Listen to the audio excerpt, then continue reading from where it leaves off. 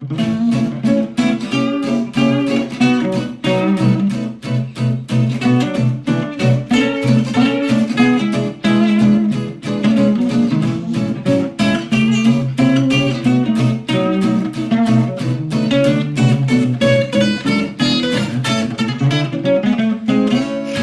Vic, Hi. we're back by popular demand of you. Yeah, well, popular demand of something. I don't know. A looming deadline, I think, is the thing. That's not actually a good word, is it, from an NLP point of view? No. It's just like people who have anxiety about air travel and they turn up at the terminal. It's not good. Oh, I hadn't thought of that one. I'm going to think about it on Sunday. No, you shouldn't do that. Sorry, I shouldn't have said it. But there we go. So, Vic, what have you been doing? Trying to keep out the heat.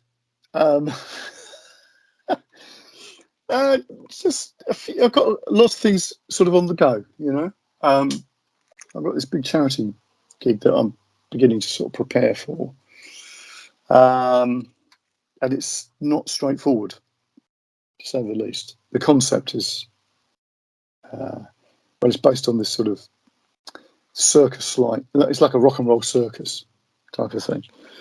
So I've got lots of little elements to put together, and because it's a charity thing, you know, I've got to get favours and stuff, and then obviously sell tickets and everything. So it's you know, it's one of these things that could be a bit of a nightmare, but it's also a publicity stunt as well, really, because it's something a bit different. So there's that. Just finished. Do you want to give it a plug? So when it is? 20th of November.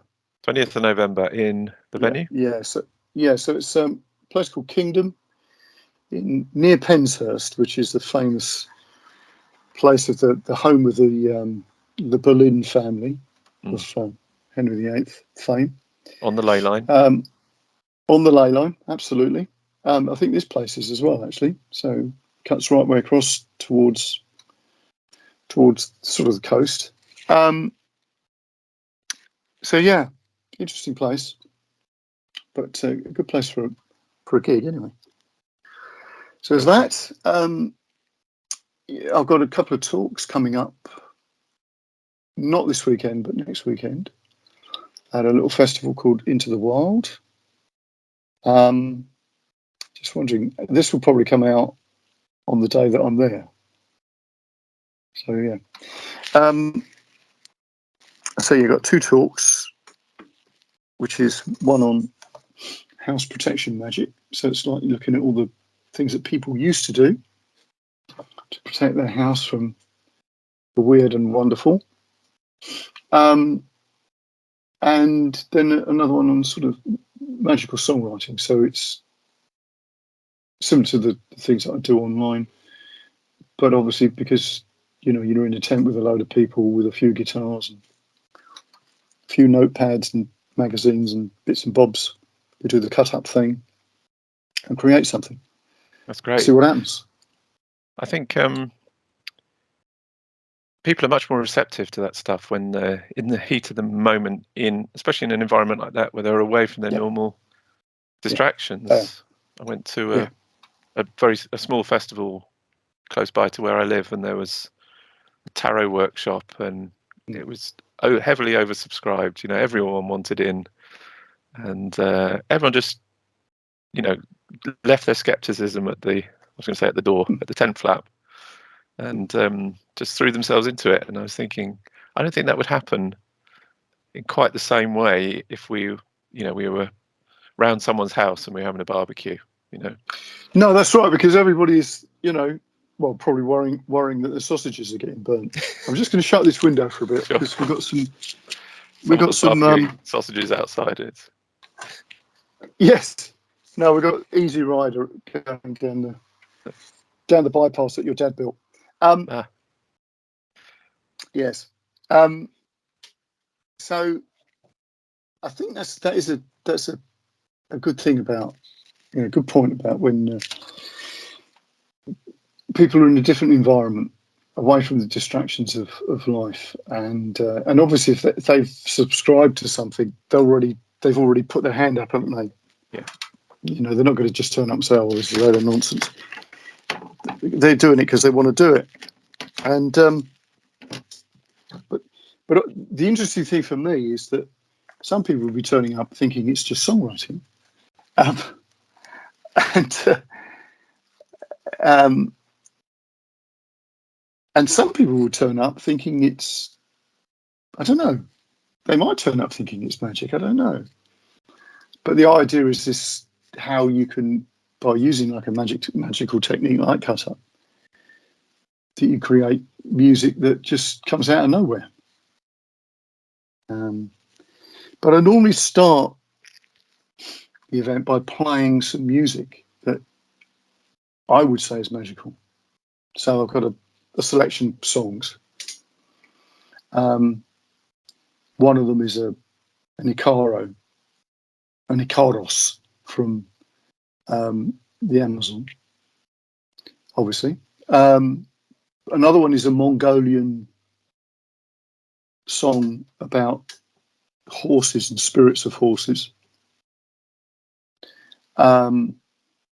Another one is by Martin Carthy, and it's Scarborough Fair.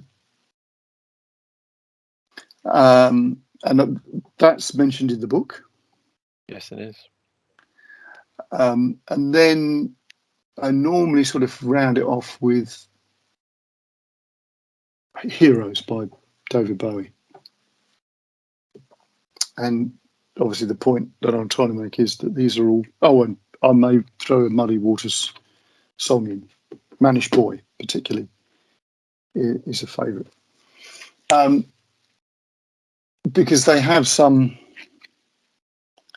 either direct or indirect magical connection. So when I say indirect, one of them might be almost, you could sort of frame it as a psychological NLP type of thing. But again, you know, you look at it another way and it's, well, that's sort of a magical invocation, if you want. But that's how I get the ball rolling and saying, right, you know, and then I lure people into this idea that these songs are more than what we would normally assume. So yeah, that's the plan. We'll see where it goes from there. That's great. Yeah. Yeah. We were talking about, well, you mentioned Bowie in the book and the fall of the Berlin Wall, and you know, with the question hanging as to whether he contributed to that, or and there's this idea, isn't there, that either, you know, the person making the song is deliberately casting a spell, or they're channeling something that's got to come out. I pondered a bit. There are people who do this sort of thing now with internet searches and look at the frequencies of specific searches to try and predict phenomena. You know, people start talking about things before they happen. You know, the number of words, the word count increases, you know, in response to this growing sense. You know, maybe people are querying it because the idea popped into their head. Maybe I ought to know about earthquakes or whatever, you know. Yes, that's interesting, isn't it? Yeah, because that sort of goes along with that Eric Vargo thing about people dreaming about an event in such a way that it's obviously about that event. You know, whether that's a volcano, you know, tsunami, you know, sinking of the Titanic, which is one of the things that he quotes in the book. I think the thing that we have a lot of problems with, I don't know how you feel about this, but we try to make sense of things instead of taking it as a general idea. So I'll give you a good example of this, actually, because I see this a lot. I do a lot of tarot readings, you know. And I read tarot with a group of people who are all around the world. So you get these different sort of cultural things, people from, and they're all cracking readers, they're really amazing. So there's people in Holland and Lisbon and New Zealand, Australia, and Canada. It really is that diverse. And what I found interesting is if people read and they're not really sure the detail of what the question is, obviously you need to pose a question.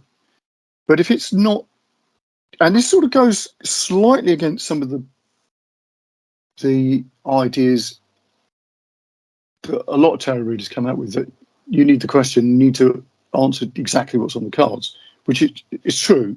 But what I'm saying is, if it's not so clear, they tend to be more accurate in a roundabout sort of way.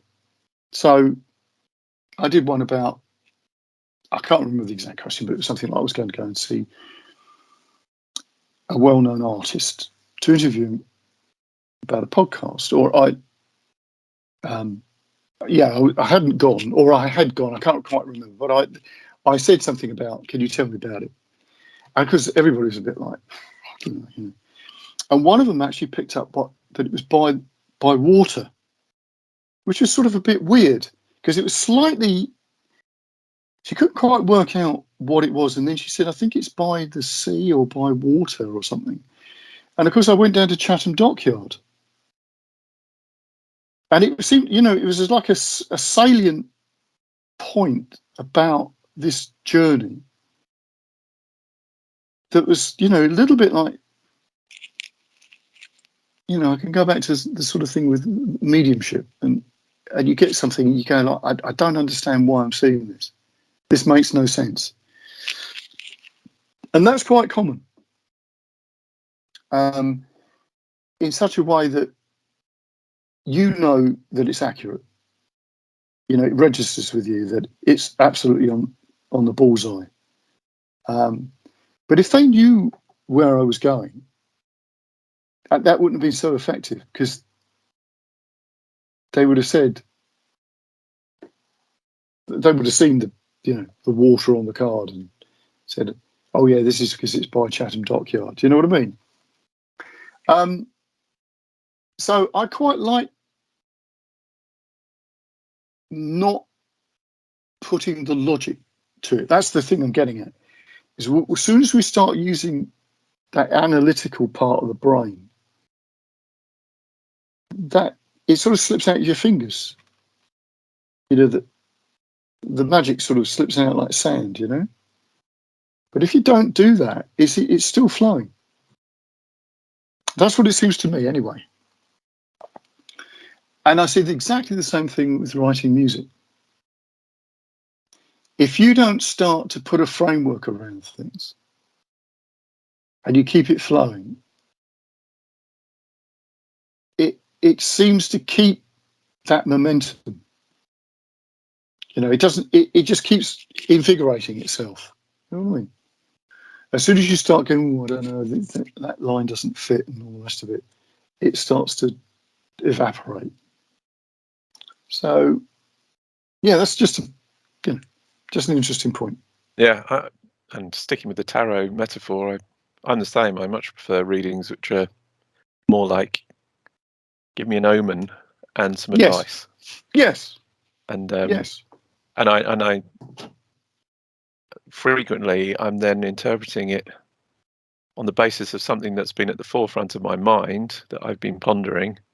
But there's always something at the back of your mind as well. And sometimes you get to the end of kind of interpreting the spread and you think, and wait a minute, that's not about that at all. It's about the other thing that I was thinking about. Exactly. Yes. Yeah. Keeping it open. It could be both. Yeah. I mean, that's the thing I like, is when you get it and it's on several levels. Yes. Yeah. And it's like, it's like parables and things like that. You can read meaning into them on lots and lots of different levels. Mm. And I think that's the secret of that type of thing, because again, the right side of the brain does that. It gets the vibe. And it's like the ripple effect. And I put that again, that's another thing I put in the book. You see the ripples, and you could see the effect of that thing. And I think that's where you get these sort of synchronicities. It's that type of, they don't seem to be linked together, but they are the same thing. If you see what I mean. They come from the same effect. And again, once you start looking for those, well, you don't even start looking for things. Once you notice them, then you continue to notice them. In my experience, that's And sticking with that idea of multiple levels of meaning reminded me. I was using a particular deck for a regular reading for each decan. So I did a year-long decan walk, and I do a 3-card reading with a particular deck that really felt right for that, and try and interpret that for me personally, and then for the community, if you like, in which I live, the world and the universe as a whole, because there's that obviously the hermetic idea of the great and the small, and yes, exactly, yeah, and the kind of chaos effect of the relationship between the bee to the butterfly's wings and the hurricane. It's in some symbolic sense the same things are playing out in miniature, and on huge timescales and huge distances that we can't even imagine. Yeah, and of course I told you I'm going to retell a story which I mentioned to you a couple of weeks ago about this, and I think it sort of illustrates this on a sort of funny level. When you get events like that, they happen in such a way that statistically they're insane, but they also can be incredibly funny. So the one that I was going to mention was the fact that I listen to a lot of podcasts as a research thing, and also I like listening to podcasts. And occasionally I get a chance to see a bit of a film. When I'm doing things, sometimes I'll stick a film on, whatever it is, Amazon or whatever, Prime or whatever. Particularly if I'm, editing something and it's just like uploading and all that stuff, which is incredibly boring. So I got the film of Ted, which of course this is about, for those who don't know the film, it's about this boy's magical teddy bear that comes to life because of a wish. And of course it's still with him as he's grown up. But of course you can imagine that the teddy bear's into all the things that the guy's into, smoking dope and watching porn and all the rest of it. And because it's absolutely hilarious, because it's the sort of type of thing that, conversations you'd have with your mates. But it's just him and this bear. And of course it's hilariously fun and trying to be vulgar and all the rest of it. And I thought, yeah. So that's just something I'd watched. And then I was listening to a podcast, and it was about the Tower of London. Because the Tower of London, apart from it being a place for cutting people's heads off, it was also a menagerie for the kings. When they were gifted some weird animal, they stick it in the Tower of London because they didn't know anywhere else to put it. And they'd had, elephants and goodness knows what else. But of course they'd had a polar bear.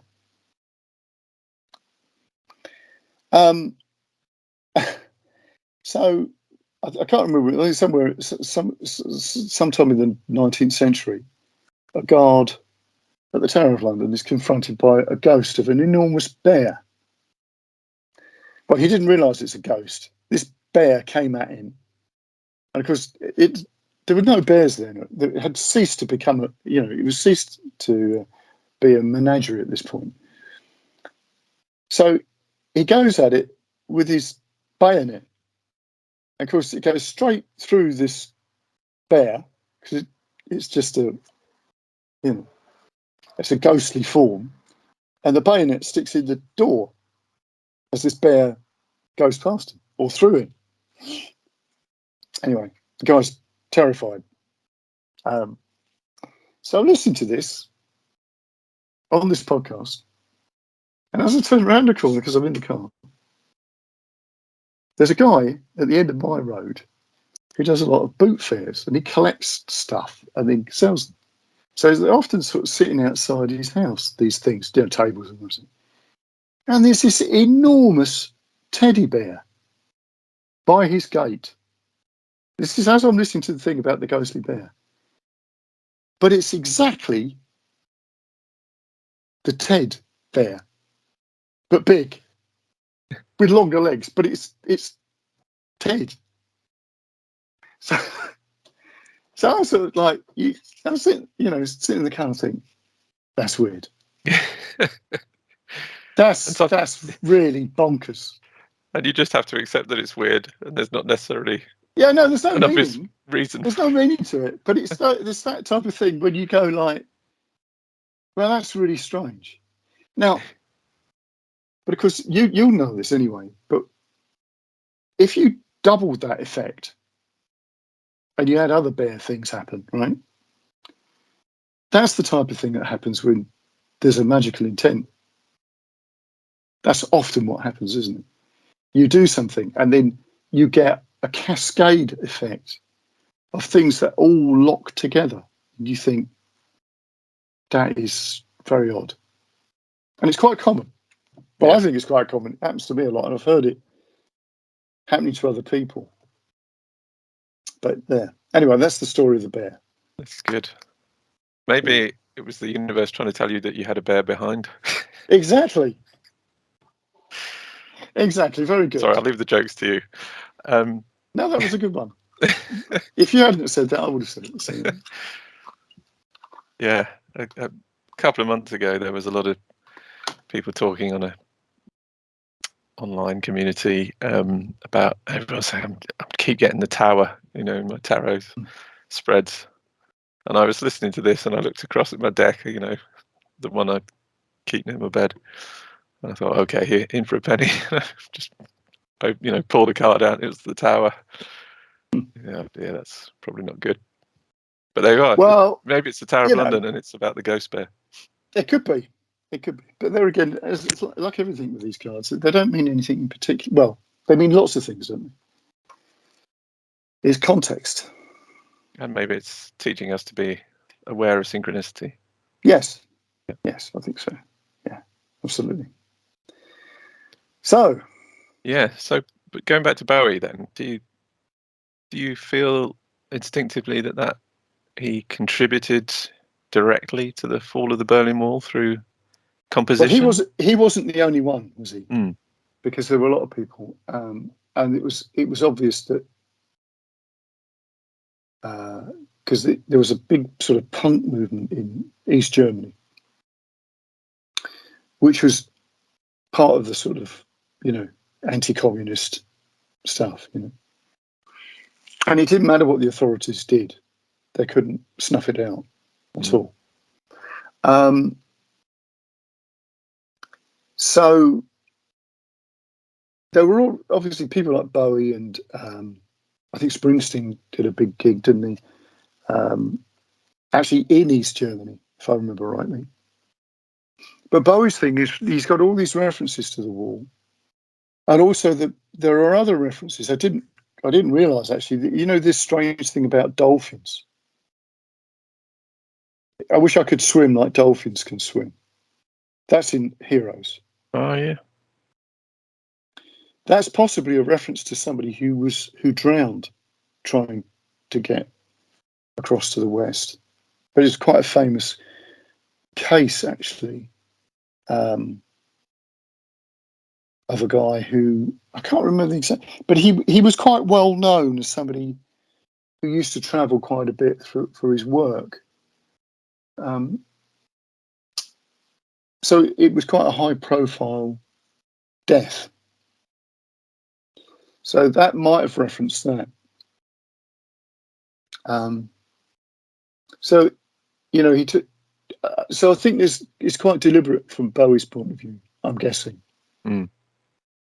Um, Incidentally, a friend of mine's really into East Germany and the history of East Germany, and enthused to me greatly about a particular podcast called Radio GDR, East Germany podcast, Radio GDR, and there's an episode on there. I just quickly pulled it up from June last year, 2021, called "Punk Rock Revolution and the Fall of the Berlin Wall." It's really good. Yeah. It's there's a couple of guys that, or at least one of the guys that's interviewed on that has written a book about it called "Burning Down the House," spelled Haus. Yeah. Which I must get a copy of. Yeah. The interesting aspect of that was that there was quite an alliance between the punks and the church. Yes, there was, because that's where they were doing a lot of the gigs, were in crypts and stuff like that. And of course, the other thing was Talking Heads had a song called "Burning Down the House." Yeah. But as far as I can remember, it was spelled house, as in It was, house. yeah. But whether that's a reference to that or not, because again, you know, that's just something that they would have done. Yeah. Yeah, so I think when we look at that and you think, well, you know, music's being used politically, effectively, to make a statement. We've got this sort of thing where we sort of, you know, nod in agreement, but then sort of forget about it. What I'm sort of trying to get to is this idea of, well, let's not forget about that. Let's actually just assume that we can do this. We can make changes with music. They don't have to be, you know, they don't have to be the collapse of a political system that's, you know, repressive or anything like that. Not, you know, it can just be very small things, because often they're, like you're talking about your butterfly effect, they can be incredibly profound. Just small changes, you know. If you change an aspect of your own life, that can have massive repercussions.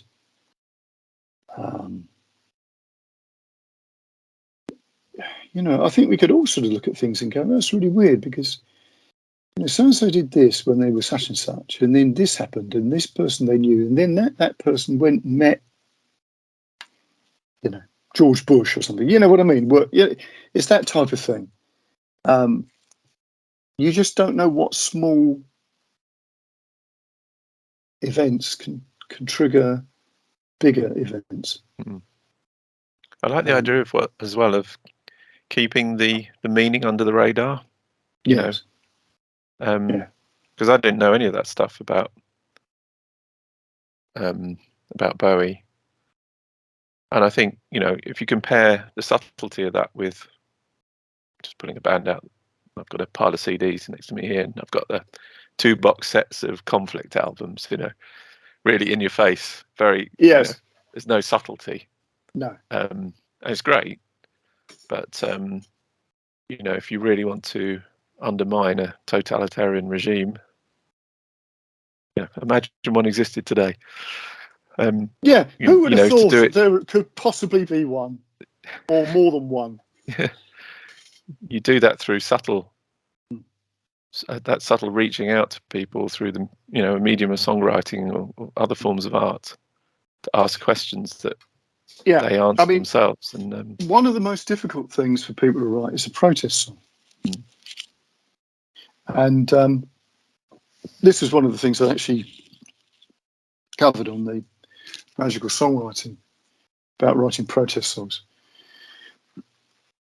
because people are they're not oblique enough. They're too obvious. But of course, if you're writing a protest song in the 1960s against Vietnam or something like that, some people would have said, we don't want to go and do that. But it's much easier and much more effective not to be so obvious, because it slips under the radar, as you said.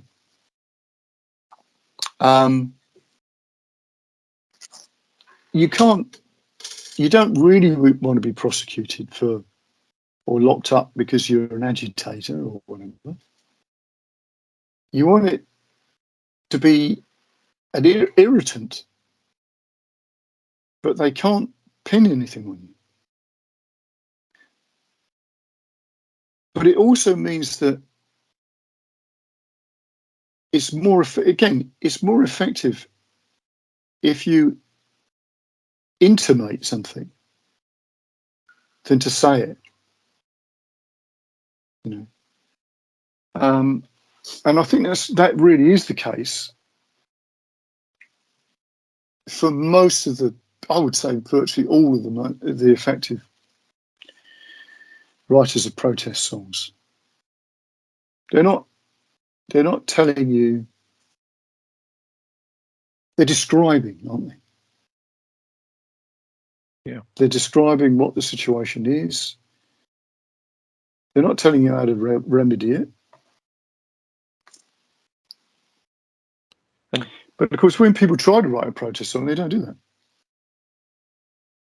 They'll complain about something. And that just doesn't make for a good song. Well, I mean, there are always an exception, but generally it doesn't make for a good song. So, and I guess as songwriters, we hope that there's going to be some longevity to what we write. So if you're against this war, you're going to be against the next one, aren't you? Yes. So exactly. You don't have to be specific, although you do want it to be effective early, don't you? Like an intention, Yes. or imagining it happening now, not waiting 10 years. Peace. By this, shoe on the other foot, I suppose. Do you worry that a lot of the music that's written, let's say, contemporary music these days, there's a lot of formulaic stuff. You talk about this in the book a bit too. Do you worry that there's a lot of hidden message in there trying to coerce or otherwise control the listener? I don't think it's so much in the music. I think that just goes on in advertising, right?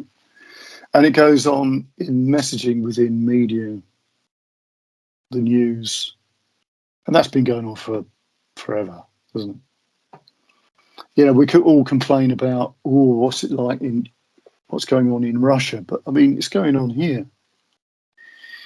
I think the problem with music is that the formulaic stuff is this commoditization. Now, this is not all the time, because there are exceptions to this, where somebody is creating something because they've got something to say. But a lot of it, it's not. It's just about hitting the marks that you need. And that doesn't make good music. But I don't think that's new. I think that's been going on for a long time. Because we always have this sort of rosy spectacles when we look back and go, was music great in the 1960s? Wasn't it fantastic in the 70s? But there was a lot of rubbish. But that stuff just sort of gets forgotten. Unless you listen to some sort of request show of, sounds of the 60s or something. And then people request songs because it was the song that they met their whatever,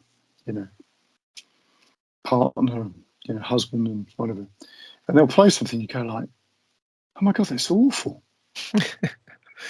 That's terrible. What an awful song. But you'd never hear that because it's not a classic. It's not Spirit in the Sky. It's not the Doors. It's it's not the Beatles. And it's the same with every period of time. Yeah. Isn't it? I hope we never lose that, with the increasing accessibility and therefore commoditization of music. There's so much stuff out there digitally. But the songs that really still give me a twinge of Yes. Yeah. of memory of amazing. I can remember a song that I heard on a shortwave radio in my dad's car when I was map reading for him in a drive down to Dorset. It was so special. It burnt itself into my mind, and I could remember it even though I didn't know the name of it. And years later, eventually, I figured out. I tracked it down and found it. It wasn't that difficult. It was a chart hit, but I didn't have any detail about it other than it was imprinted on my mind from that one event that was very special. And I hope that future generations have those moments too. Yeah, I do. I think my concern, you talk about concern, is what happens to the musician. Now, this will sound a bit contradictory. You've made a comment like this before, actually, about record companies being sort of gatekeepers. Not because they wanted to be, because they were just trying to make money. But it kept the amount of music, I won't say the quality of the music necessarily, because obviously there are lots of great musicians never got to be heard, But we've now got a situation where you're not going to make money by recording. It's sort of become devalued to such an extent. Now, people never made money from recording because recording didn't exist. They might have made money by writing a book of, I don't know, piano studies or something. They certainly would have become well known if that book became established reading for pianists. And I think we're going back to that. We're going back to the thing about what it is that you can do that's not you're going to sell X amount of recordings of that thing. I think we have to think a little bit more like people did in the past about how special their music was or their performance. And it might, that sounds egotistical. I don't necessarily mean it that way, although some of those characters were egotistical, sort of flamboyant or just weird, like Chopin. But they had a bit of a magic to them. I mean, they're the biggest and also the most specific as well at the same time. But there was something charismatic about them. Now, that's still happening now. But it's still about the message. It's that message and the noise business, right? The signal against the noise. How do you get the signal? And I think that's what I'm trying to do with this book. It's like we have to broaden our perspective of what we're doing and bringing in all the tools that people would have used in the past, because they did. I'm sure of it, because it's there in the stories of great harp players in Ireland. It's that type of thing. There's something a bit odd going on. Obviously, I included the Robert Johnson story. And you see that type of thing going on with the likes of Bowie, we've mentioned. Definitely somebody like Carlos Santana. Definitely people like Muddy Waters and John Lee Hooker and Dr. John, you know, and even when you hear, and this is why it's been so good doing the podcast.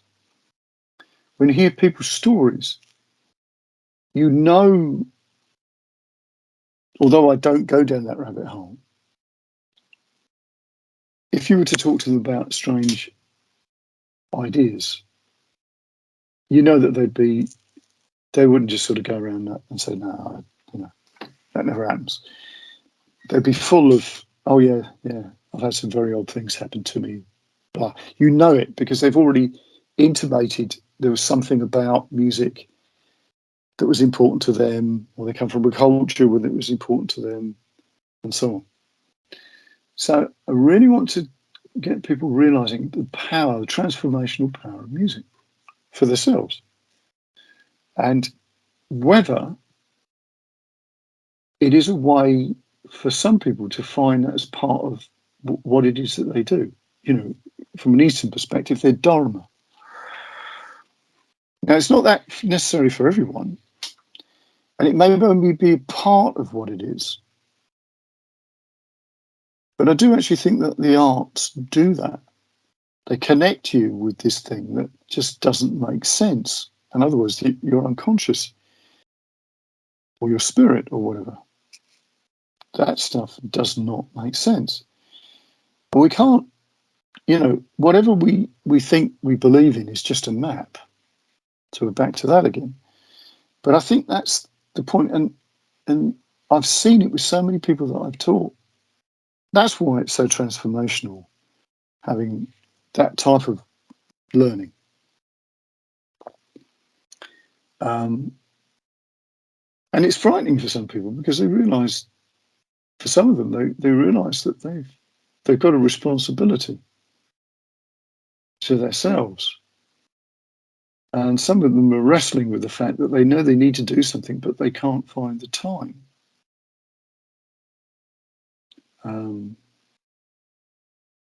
So, there's lots of things there within that. But it's like taking your power back. That's how I see it, anyway.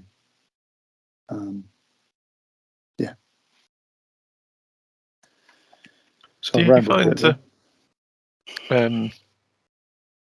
when you're working with groups, be it a musical group or a group of people who are attending one of your events, are you finding that you can get them into that sort of flow state within the time frame that you've got with them? Oh yeah, you can. And is there particular techniques that you use or exercises you encourage them to do in order to get there?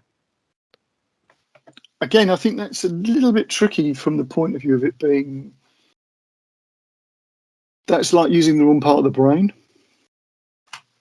You have to sort of lure them in somehow. So obviously, if you do the things like the songwriting stuff, it's just the process. You just get them doing the thing, and then strange things happen because they do. Right? As soon as you start putting those things together, then you start mapping that out, and that line goes with this line, and so on. Then it doesn't take long for people to start to go, that's amazing, because they know it shouldn't happen. Logically, that shouldn't happen. When it's to do with something like playing, performing, like say for instance blues camp, there's a little bit of trickery there, because you get them to do a simple song, but of course no song is actually simple. There might not be many chords in it, but to actually get it to groove is not simple. If you try to work, if you think about it, and you have to just listen and feel what you're doing. For a lot of people, that is really, really difficult. But I've found that the easiest way to do that is you just suggest to people something.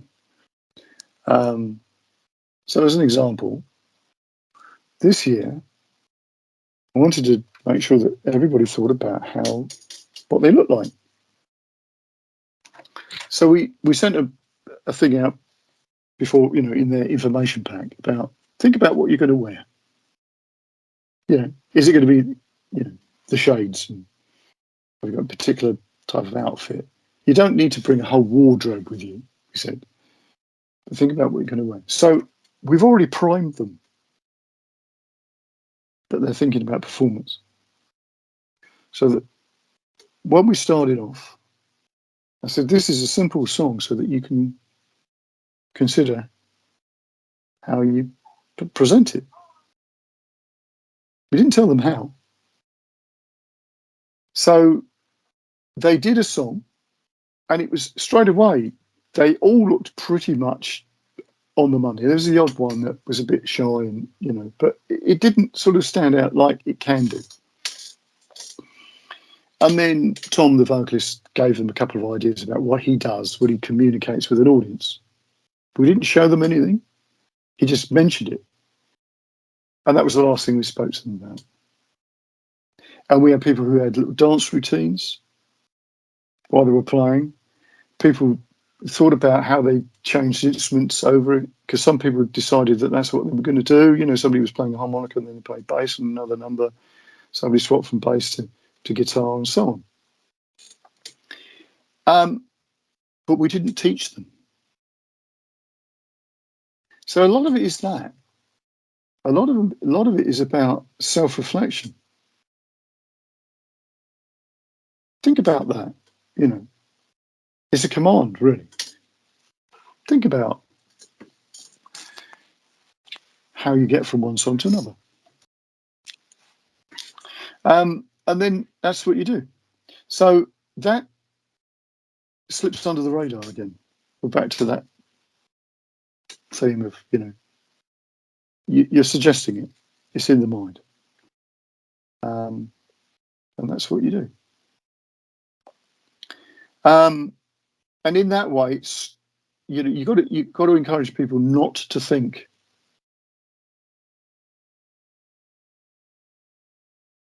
That really is the thing. Don't think about it. But of course, if you say don't think about it, then they do. So you have to put their focus somewhere else. Yeah.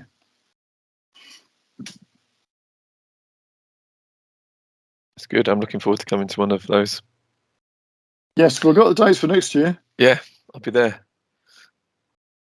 I was thinking as well, I've been to 5 music festivals this year, which is an unprecedented amount, but I really felt the urge to go and see loads of live music again. And I went to one that's really stayed with me. It was called Unorthodox Paradox. It was a small festival up in northwest Anglesey. The weather was every extreme. Beautiful sun one minute, and we had monsoons the next.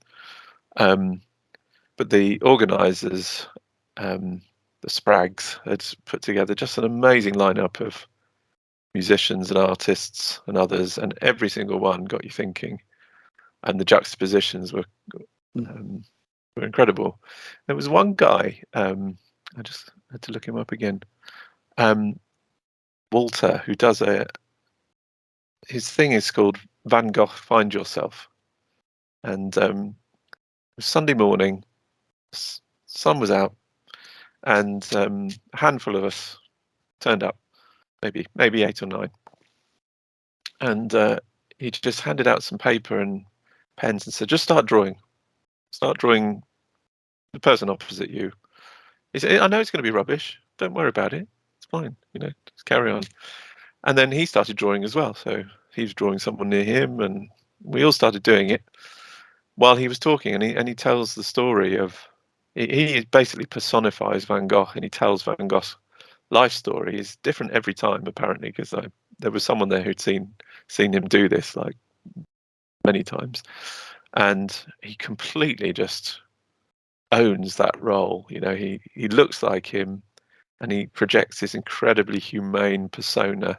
Imagine the Van Gogh story correcting all the faults that have been reported in the popular histories of, about cutting his ear off and stuff, all these things he was covering up for other people's actions, and he always took the blame himself or pretended it was his own fault when things happened. And incredible. Anyway, I recommend him to you. But that was very much about getting people immediately to drop the baggage, because if you hand someone a guitar or a musical instrument or a piece of paper and a pen, suddenly there's that reluctance.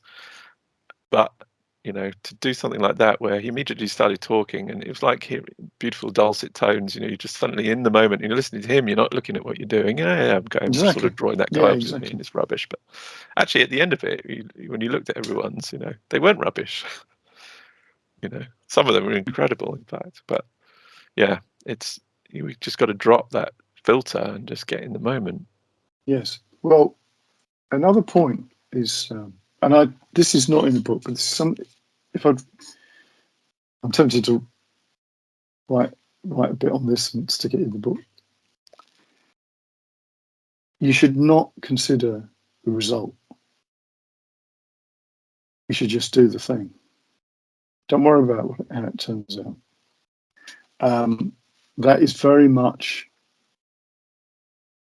the sort of Eastern perspective on things. Certainly, Hindu perspective. The Krishna Arjuna thing of do not be concerned with the fruits of your work. Very sort of Gandhian, right? Also very chaos magic, overcoming Absolutely. lust of results, Yes. Yeah. Because what happens is that you may be limiting yourself if you think that if you do this and this, you're going to get that result. Because really, if you just do that thing, the result might be even better than what you considered, right? But it also stops this thing of failure, and it also stops this idea about perfection. Because that's another thing, because we always do this because we want, it's not good enough. Who said? What is good enough? Well, just do good enough.